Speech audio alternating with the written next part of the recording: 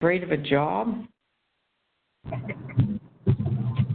Hey, this is Phil Williams. I think so. Up here real quick, so I don't have all the background going on. But it is in regards to fax over internet that you did for last month.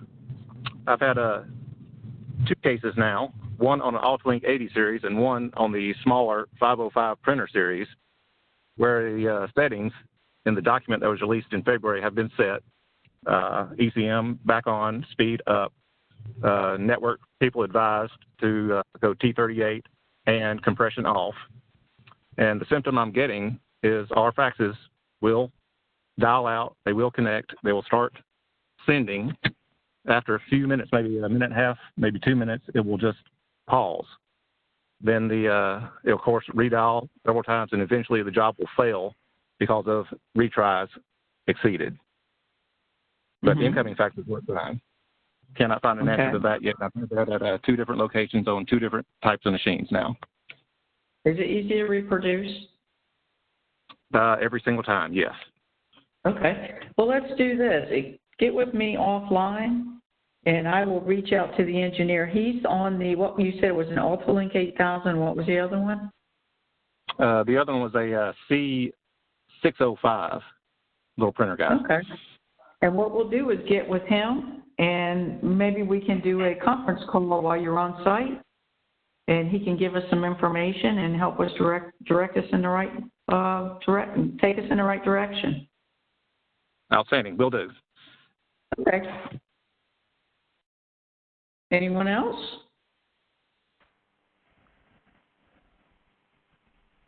Wow, I should get an award for that presentation. Okay, well, as you know, if it turns out that you develop questions later, or you have situations like,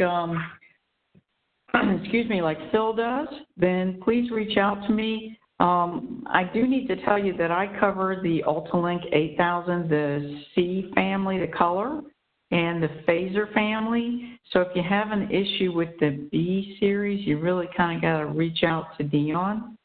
And also, you may see that on the B8000 family, there are settings in Eureka that you can change to change the baud rate and all of that stuff in error correction mode. You're not going to see that on some of the other family products, as I told you, especially on the phaser family, because they kind of put their foot down and said, we're tired of dumbing our machines down. So that's just an FYI. Okay. So moving up to the next one. We are having issues across the board, and you've seen me send out multiple emails on the 405s with the frozen UIs, and we're still gathering information. So I need to let you know that right now there's not a fix for it, and there's not even an idea of what's causing it, as far as I know.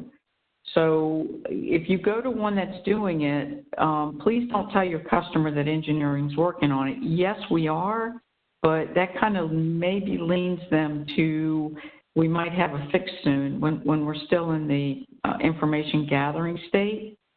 So if you notice, I put a really sad kitten up there asking you guys to help me, because you all know I love cats. So to me, that just spoke to me. If I have to put a fish up there or a Harley motorcycle or even a gun, let me know. Whatever's going to get you to give me information, I will take it. Okay?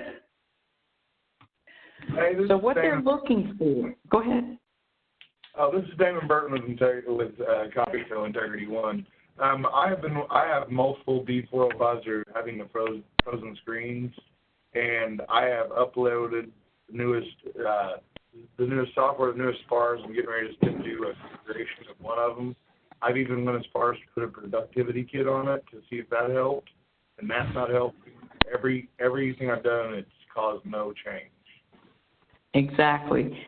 And that's what we're seeing is some people are going the steps of doing what you did. They're upgrading the software to the latest. They're replacing the UI. They're replacing all these different parts, and it's not having any impact. And that's why we need to find out what's causing it. Now, one thing somebody mentioned to me that, well, we talked about, I should say, is could it be a PoE issue? And we don't know yet. So what they need is, what would be absolutely ideal is for your customer to place a service call on it as a UI locked up, and for you to call your customer and beg them not to turn it off, not to popo it, which is power on, power off, not to popo it until you can get there. Because then when you get there, you can take a video of you trying to wake the machine up and it not waking up, and then follow the steps that they're asking here. Did you recently replace the UI and then you started seeing an issue? Somehow I don't think that's going to be the case, because the only reason we're replacing UIs is for the lockup issue. The other thing that they want to find out is your machine completely not responsive, or can you ping it? Can you print to it? So they're trying to eliminate the issue of, okay, well, the rest of the machine's working, the UI is just off on vacation or something. So that's what they're trying to find out. So if you happen to go to one or hear about one and your customer will let you keep it, will keep it in this state until you can get there, that would be just great. That would give us a lot of information. Hey, and Crystal. if you notice in that, yes, go ahead. Sorry. I do have one that's been going on for a while. We've done the UI, we did the cable that goes to the board, we did the board, of course, firmware. I can tell you for a fact, at least in ours, the rest of the machine is completely functional, and we recently confirmed that the machine did have PoE on the line. We've asked the customer to turn it off, but I have not heard back yet as to whether they have or whether it made a difference. And who's talking? This is Charlie, Northwest Group, Charlie Douglas. Okay, only because you guys show up as caller 11 and all that, it really helps if you can put in your name when you log on. That'd be awesome. Well, that's great information.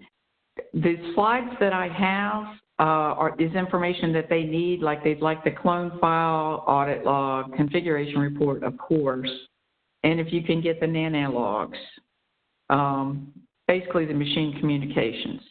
But can you send me an email and also include the serial numbers and how many machines are doing it at that particular account and what you've done?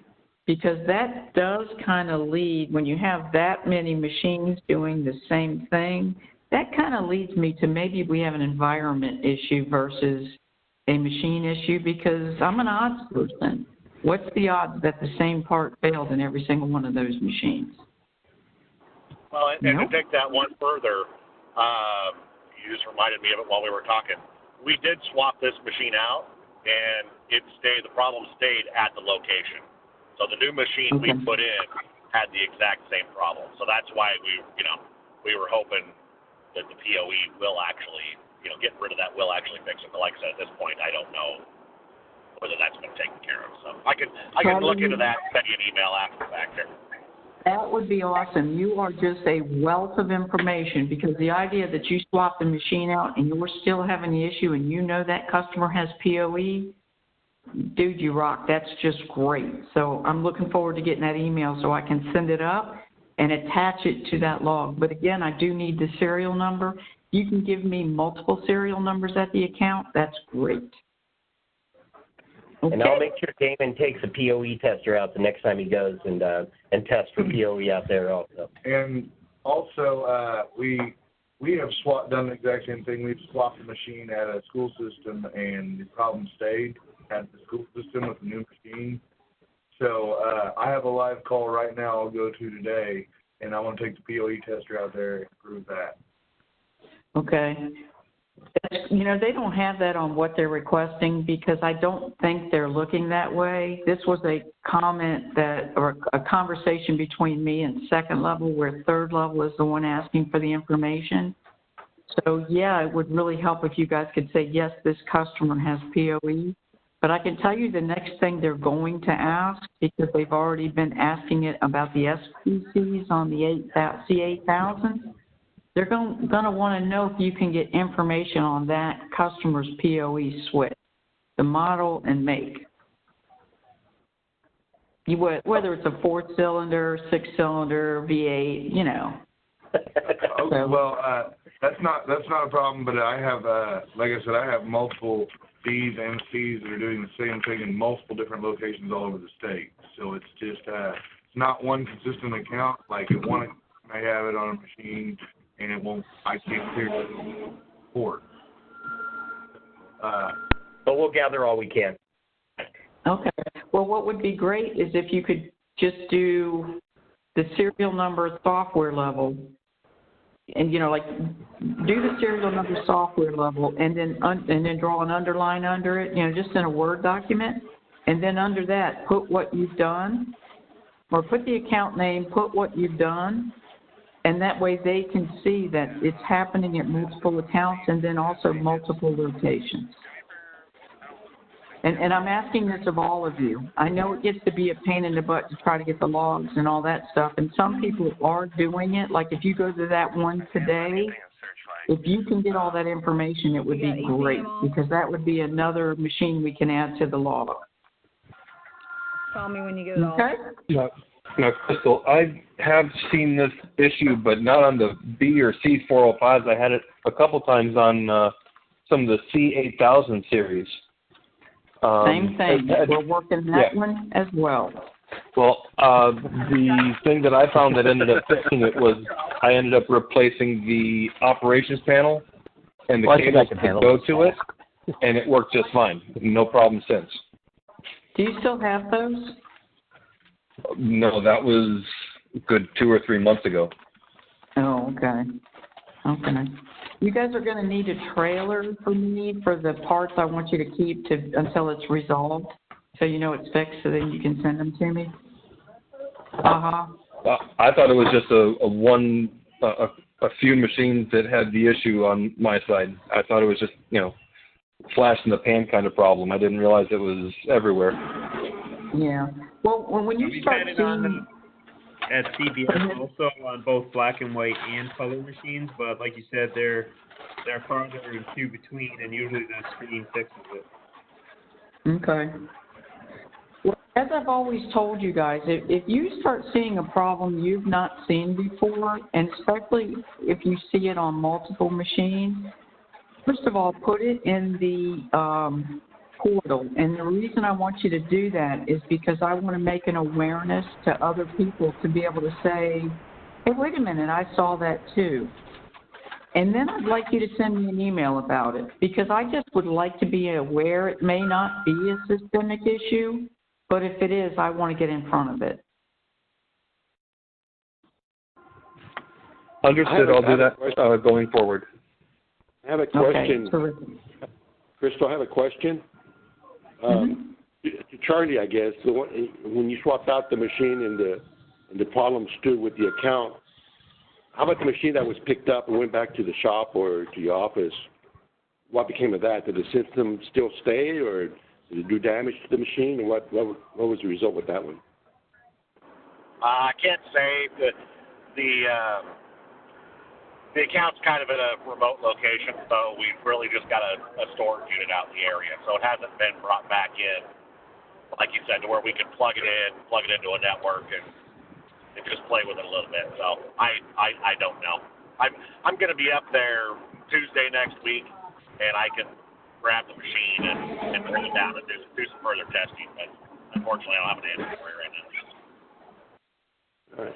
Yeah, if the machine is moved to another customer, does it still have the issue?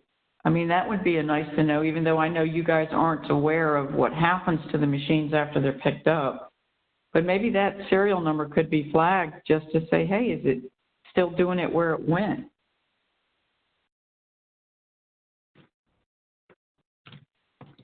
Anything else on this? I think that was it as far as discussion goes, but in the slides I had put in there the questions that have been posed to me from third level,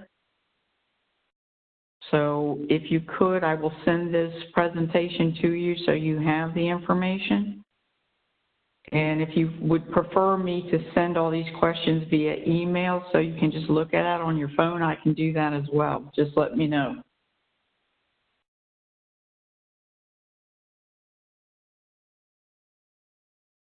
No preference, huh? If it comes across the way that it normally does when we end up getting the this entire meeting, works for me. Okay.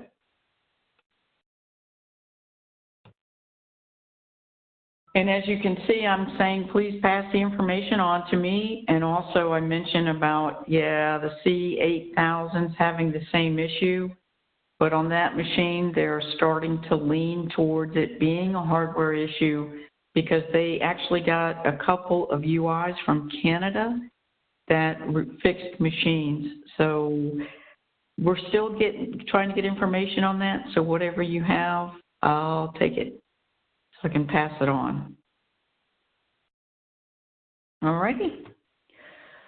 The next thing, the engineering wanted me to ask you guys, are you seeing issues where, and a lot of times what I've been hearing as far as from engineering is it's an issue with basically your toner, your geographic area, and in a couple instances, it's been where the customer has swapped out the toner, and suddenly the machine comes up with a fault code, and I should have written it down for you.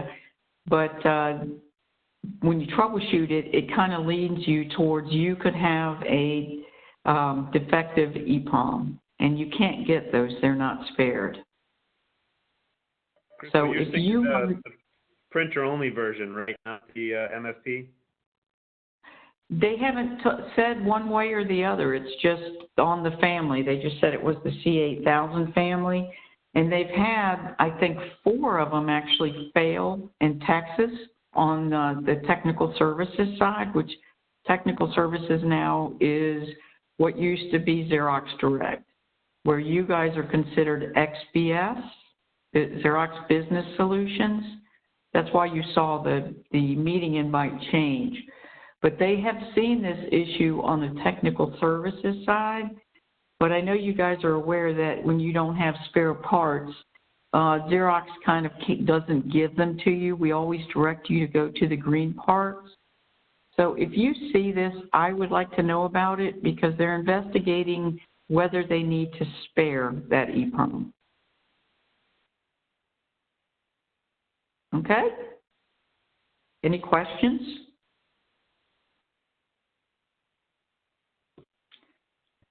All right, the next thing, I have put a guide on my GSN library, which is 11120. That is something like 40-some pages long, but it is a guide to help you troubleshoot the C8000 family image quality issues. And it comes complete with pictures and things to look for. It's not just a Word document like what's in Eureka. It's basically saying, check this, this is what this should look like. This is images of things that are issues, things like that. So it is on my library. If you have problems getting it or you don't have a way to get to my library via the GSN, then send me an email and I will send it to you via Xerox WeTransfer. Okay?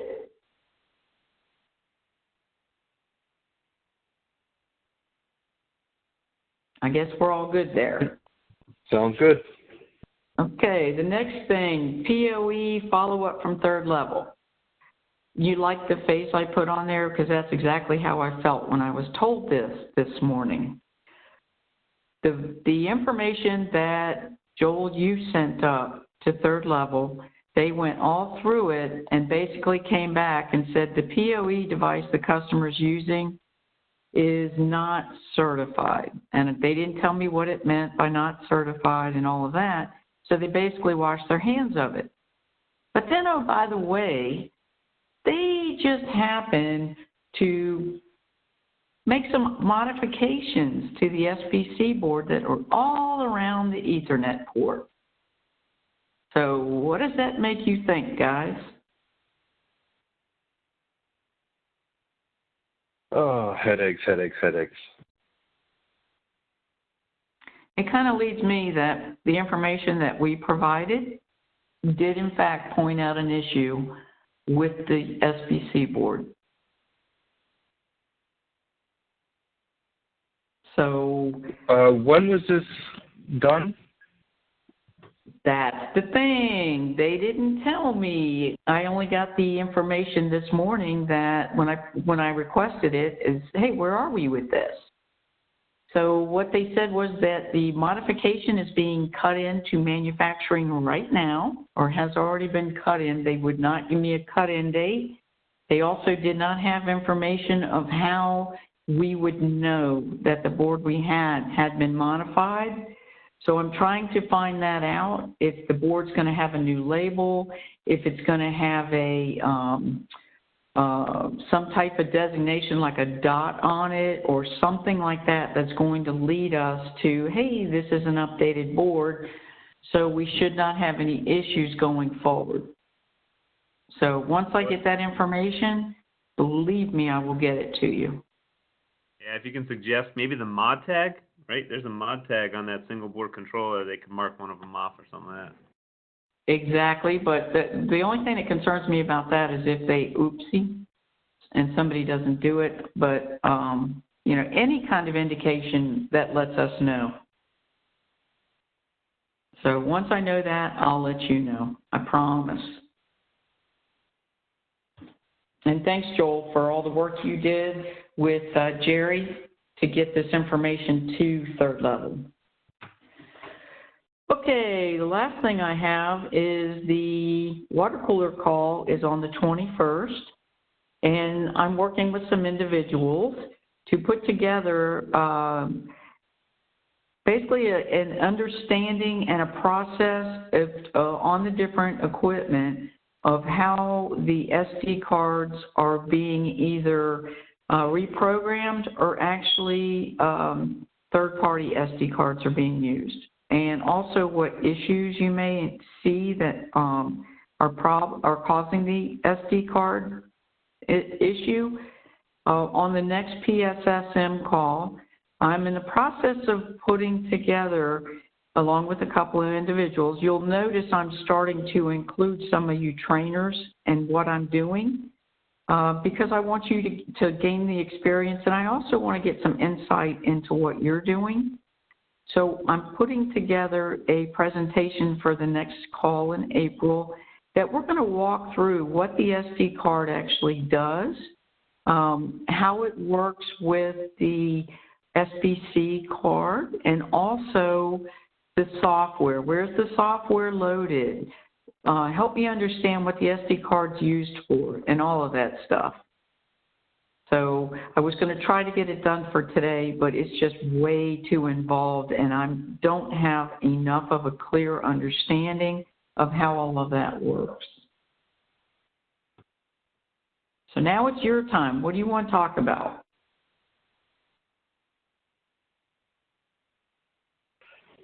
I know that you don't get involved with the B8000 series, and I know that Dion is out right now.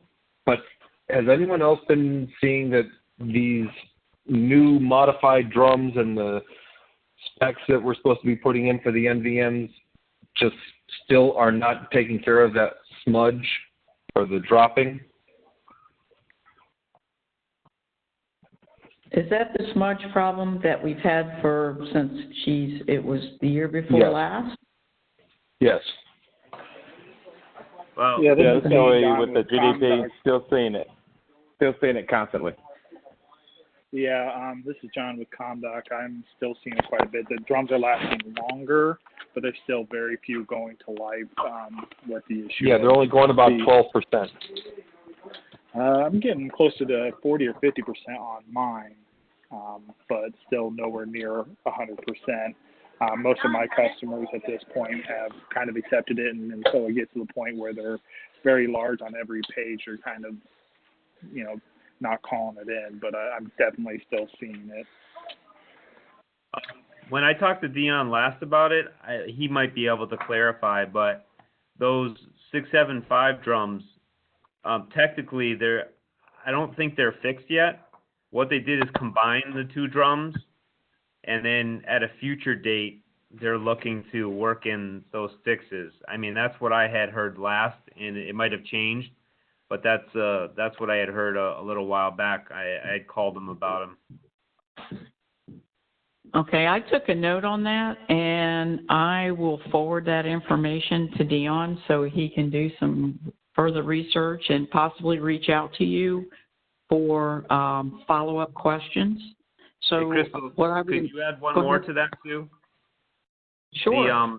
The B8000 curling issue. I've got a large account where we've put in the what are they called again? The corrugators on there, and still running into issues with it curling. So I just was curious if there was anybody else had done anything beyond the usual B8000. Yeah, which finisher? The 2K finisher. I was actually going to bring up the exact same thing. I've got two 5955s and two B8055s that we've done the corrugator kit and made adjustments to the fuser and still having the issue. We also took out some higher quality paper to the customers, and I'm waiting to hear back to see how that paper ran. But we are also still seeing with the corrugator kit, and I actually have had a phone conversation with somebody from third level engineering about this issue still happening with the corrugator kit. Yeah, what we're finding is it's definitely a paper issue. Like, if we put fresh paper in, it will take care of the problem. They're using Aspen, the brand they're using at this large account.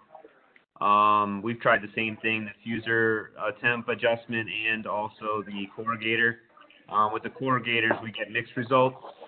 Some make it worse, and some make it a little bit better.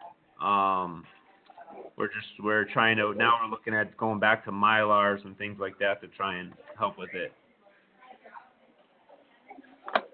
Yeah, I was talking to third level engineering, and they told me that kit was designed to be used without using any Mylars, any fusing temperatures, any of the chrome strips in the tray. And if we escalated to them and any of those modifications had been done, they would make us put it back to factory before getting involved. So that was a little disheartening when I got told that from third level. Hey, John, you've provided your feedback that what they suggested didn't work to third level and Dion? This conversation was to third level directly because I had some old emails from where they were working on the corrugator kit saved back, and I went ahead and reached out to them by email and had a phone conversation. This was sometime last week.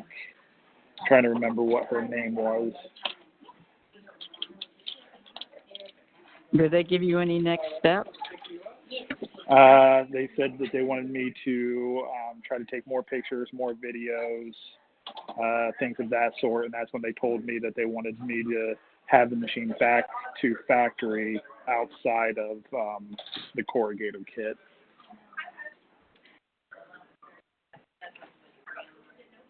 I was speaking with Deborah Pupo. That's who I was talking about. Well, stay on it. Stay on it. When you try what they suggest, reach back out to them and say, didn't work, so that they are not just thinking, oh, what I told them fixed it. Yeah. So right now I'm hoping by the end of this week I'll have gathered the information about using the different type of paper. Unfortunately, it's one of those issues. Like they said, when you put fresh paper in there, it goes away. So getting pictures and videos can be difficult, but I'm going to do my best to try to either get the customer to videotape it and I'll get it from them on a thumb drive or something of that sort, or just stay out there for a few hours and run it, or stay there while they're running it to try to capture it happening. Just send them the video you already made for me a while ago. Right, but that did not have the corrugator kit in it at that time. So now I've got to do it with one that has a corrugator kit installed with no other modifications in the machine. Because if they do like they did before, they might send somebody out, and I don't want them to come and look at a machine that's been modified when I told them it hasn't been. All right. Is anybody else seeing that where they're still having issues and they've installed the corrugator kit? Yes, that was what I had the call this morning was for that. Okay. Piggyback your information so that they know that that corrugator kit didn't work. It's not just a case of maybe it wasn't installed correctly or something like that. I'd like them to know that, hey, and I mean, I'm speaking for Dion, but I wouldn't imagine he would give you any other recommendation, but just stay on them. I have a question regarding that. Have you felt the paper? Does it feel warm still, or is it pretty cool to the touch?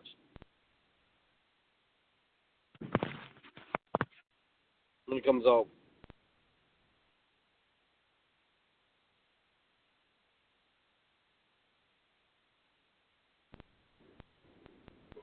Speaking of the warm paper, I was going to say, please be careful turning down your fuser temperature, because a very, very long time ago, and I'm talking like 20 years ago, on a different machine that had issues with curling, we turned the fuser temperature down and it took care of the issue. But something like 2 years later, when the customer went to look at their copy, from it being in the file that they had it in and it getting rubbed, the image rubbed off. And boy, did we have some issues then. So please just be careful with that.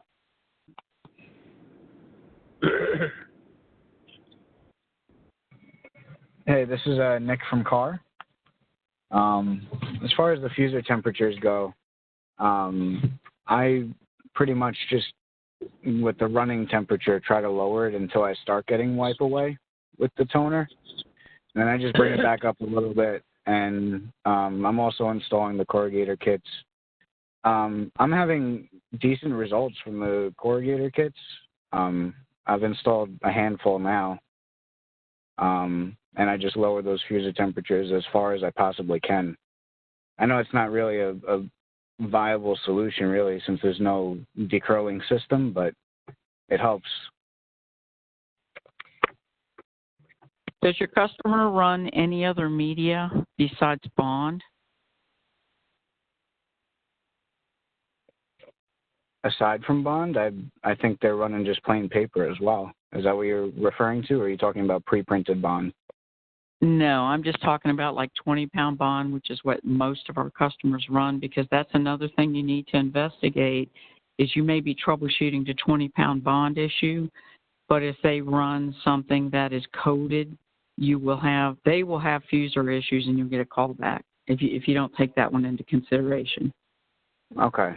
No, well, I mean, the majority of my accounts are in school districts. They're really not running anything fancy. It's all just, you know, as you're referring to it as Bond. That's really all that they're doing.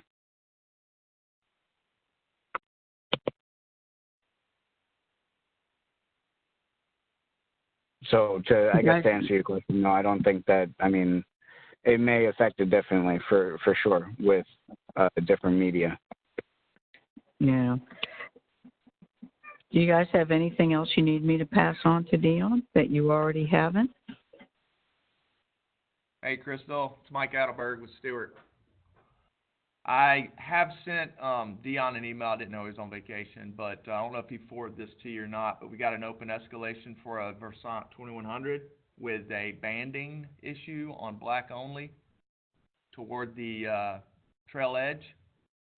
Approximately 413 millimeters from the lead edge, and it's a 3 millimeter band. Does not repeat, and it's only in black. And I just wanted to put that out there to see if any of you other guys are seeing this, because we've, like I said, we did an escalation, and then our escalation specialist contacted Xerox. We've got an open ticket. He didn't really have too much to give us other than this may be machine limitation. So we wanted to maybe have some guys test this theory for us and see if they could duplicate it. We were able to duplicate this twice, one on the customer site and then our machine here in the demo room. What model was that again? The 2100 for Sonic. Did engineering ask you to send samples up? No, they did not. We offered. We can send those. We're going to attach some samples to our escalation ticket as well. What's interesting about it, it's black only, and it's only on paper 200 GSM or higher when you start to see this band. Next question, is the paper in the RML? Yes. Yes, I've got the Xerox part number. It's the Bond 280 GSM cover is what we're trying. Well, what I would question there is if it's in the RML, then it should run. It shouldn't be considered a machine limitation. At least I wouldn't think so. Now, if the customer was running something that was outside of the RML, then I could see that being the case. But I would, if it were me, I'd be doing a bit more investigation of give me an explanation as to why the paper's in the RML and yet I'm having issues. Okay. Hey, this is Tyler, Northwest Group CTX. I've definitely seen that issue on black only on multiple 2100s. Haven't really got customers complaining about it, and I haven't seen it on all machines, but I know exactly what you're talking about. Okay. See, I don't think we're going to have a lot of customers complaining because, you know, it's such a rare, you really only see it in maybe a 30% coverage of black, and then, you know, there's so many stipulations. It's got to be thicker paper, black only. So you're not going to see it on every print depending on what the customer's printing. But there's a Eureka tip 1391097 impulse banding on V2100 with or without tag 13, and it mentions, it kind of comes close to what we're having, but it doesn't have the specific measurements at 413 millimeters. It just states that they're aware of this issue. It's because of where the lead edge of the paper is. When the paper's transitioning into the nip of the second BTR, you could have this banding, and all they're recommending is slowing the machine down. 740, 494 NVM, setting that to a 1, which will slow it down to 6 sheets a minute. But, you know, our customers aren't going to have that. Yeah, it badly slows the machine down. That's the ink offset prevention mode. Right. Yeah, I mean, if you're going to go after anything, try pushing the guide on the second VTR closer to the roller. Just careful you don't go too far. Yeah. And then otherwise I would go after drives. Try moving your drum drives around, but I don't know that you're going to get rid of it because I've seen it on quite a few. Okay. Appreciate that.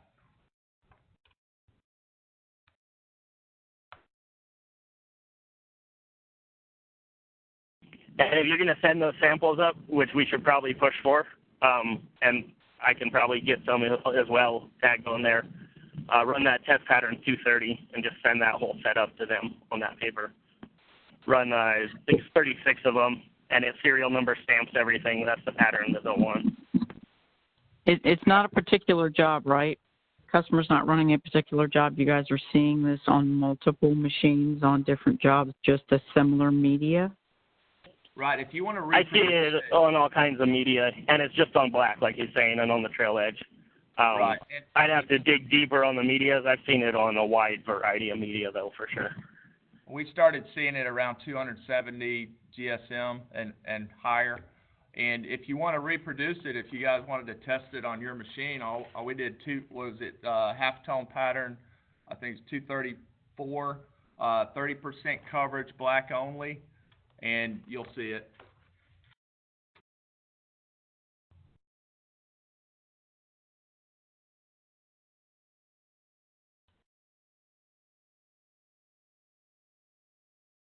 All right, well, is there anything else you guys have? Hey, Crystal, this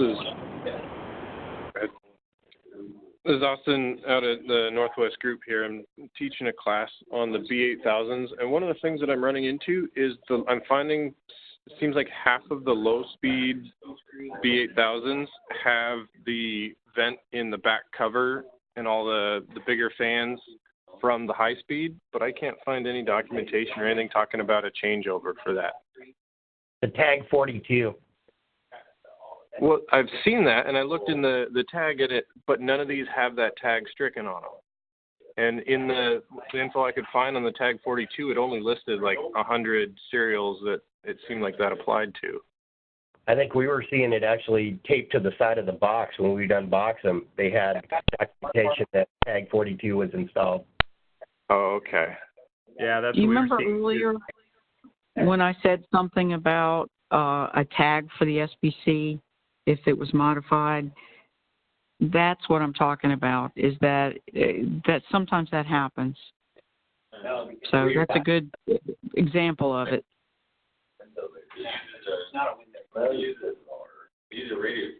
So then are all of the low speeds going to come that way, or just seems like some of them maybe? Been hit and miss here. We seen it, I'd say about 4 or 5 months ago. And so the setup guy was coming to me going, what's this tag 42 thing? And so we looked at it, knew it was the box system, but we set up, a bunch of them since then, and we don't see it. So I don't know what serial numbers or whatever they put them out on, but I don't think it's everyone. That was the T800 bulletin, I believe. Unfortunately, I can't answer that one for you because I haven't been following that product. So, sorry. Yeah, it's T800-0606.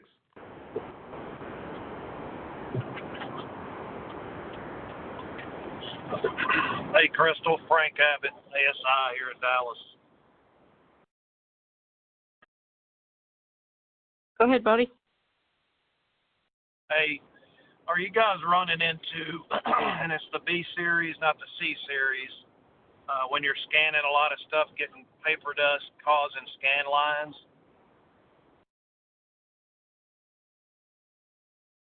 Yeah.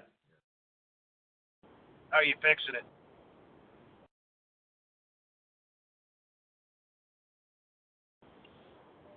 Buy him a scanning machine. Oh, okay. No, just cleaning it. We're just cleaning them up as best we can. Well, you basically saying you see? I'm sorry. I got about 3 major accounts that have somewhere around 20 or 30 of these machines in there. Now they have some color boxes, and they do a lot of scanning on those, and it never happens. So that's some of their. You getting the lines on the second side or first side? Just first side. So it sounds like your CVC glass. Yeah, your glass is getting. Go ahead. The slick glass is either covered up in paper dust or have some toner build up there, and they're cleaning it at least 3 times a day. Yeah, we have the same issue. We've tried to provide some customers with their own cleaning supplies so they can clean it on their own. It's usually on accounts where, they'll have 60 pages printed, but 4 million scanned, things like that. Yeah, it's not quite that bad, but it is. They are scanning a lot of stuff. They'll print something out, and not necessarily on our product. They might have a HP or a Lanier, a Lexmark printer, which we all know that toner doesn't adhere perfectly, and I've already preached that. Hey, you're gonna have to clean it, and there are other machines that they had prior to the Xerox. They didn't have to clean it, so that's the comeback from the customer, which if they're completely upset with the production of the scanning back to their emails or their files or whatever, it's getting lines, and it's It's just a big issue with people like these guys do. One of them does like foreclosures on homes, and they might do a packet like you would if you're doing leasing or buying a house, and those lines are showing up. Now, on other equipment, what we did to overcome that issue was they actually put a Mylar strip on the CVT glass so that when the copy went over it, it cleaned it. I would wonder, does it have it? And if it does, is it positioned correctly? It does have it. Whether it's positioned correctly or not, that's a great question. I wouldn't know how to look for it or test for it. I did notice that the Mylar on that CVT glass on the black and white is thicker than the one that's on the color. So I'm wondering if it's running across there, scraping it, and it's causing that problem. This is Sandra. I actually ran into that problem where they did a lot of scans, and really there was buildup right against the Mylar strip, so it would pile up right on the side of it, and they were constantly having to clean it. So I actually removed that strip, and that took care of the problem. There was nothing for it to build up against. Okay, so I think they removed one time, and it caused jamming, but I'm open to anything. If I can take it off and it doesn't cause a jam, then I'll go that route, and I'll give Dion feedback since he hadn't gave us any. Okay, well, I didn't have any jamming problem. The other thing, too, is I would, if you have an account that has multiple machines that it's happening on, then call engineering and open a log on one of them and let them know that it's happening on multiple machines. Because if more than one of you is saying something about it, that kind of leads me to believe that it may be a known issue to engineering, and for all we know, they may be working on something or trying to get data on it. So absolutely call in the one machine, because we don't want to sit here where we're trying a lot of different things and the customer's getting frustrated. I would just test it on their biggest complaint machine and see if it works. But the only problem is I don't think if I take that Mylar off, I can't just order the Mylar. I have to order the glass. Also, another thing I noticed, like on the C series, like I had somebody break that split glass and I ordered it. There looks to be two different, I know it's two different colors. I don't know if it's two different materials also. One is, I think, black, and the other one, I'm not sure if it's clear or white. Correct. I don't know if that would make a difference. I know it's on the C series. I don't think the split glasses are the same, but they're not. I'm wondering if you could take one off or put it on the other or something like that. Try it. Well, it's always an option, but okay, I'll go that route. We'll try to take it off of the main offender, which is the legal area that they have.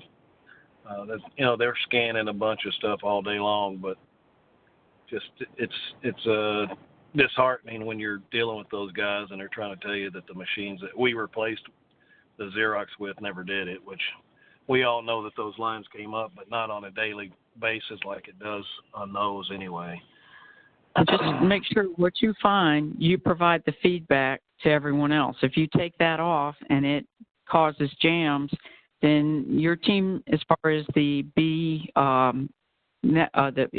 try this again. As far as your escalation portal group, the mono support group, you need to pass that information on. I will. So we don't have okay, terrific. I will be. I don't want anybody in the dark about it. I don't know. Schools, they probably don't scan a bunch of stuff, so it's, they're making copies of one page. These guys are doing 150 pages, and that's when it starts leaving all that residue on there. So we'll go that route. We did escalate it to engineering, and their suggestion was Rain-X or something anti-static to try to correct it, but that worked about a day, and you're right back where you started. So Well, that's when you call back. Like I said, guys, if you reach out to engineering and what they suggest does not fix the machine on any machine, reach back out using that same log number and let them know their suggestion didn't work, because they're going to go through the idea that it did. And guess what? The next time they run into that problem, they're going to tell the technician to do what they told you to do because they suspect it fixed it. Yeah, but it has been relayed back to them as it corrected it for about a day. But a day's worth of scanning, the customers jumping up and down. If it lasted 2 weeks, it'd be different. But a day is they're beating you down when you walk through the door. So I'll try to remove that strip as carefully as I can. See if it jams. If it does, then maybe I'll try to trim back some and see if that helps out. I mean, worst case scenario, it's still doing residual toner on it, and then even try to see if I can't capture some of the black mylar from the color and see if it corrects it. Okay. Well, guys, we got to jump off the call because we've hit our hour mark. Again, if you have any follow-up stuff that we didn't cover today, if it's the B-Series B8000, please send it to Dion. If it's or I should say that or the production black and white or color, send it to him. If it's the office color or mono, please, or I'm sorry, office color or phaser, please send it to me. Okay? Yes, thank you for your help. You got it, guys. Have a great afternoon. Thank you, Crystal. Okay. Thanks, everybody. See you next month. All righty. Take care.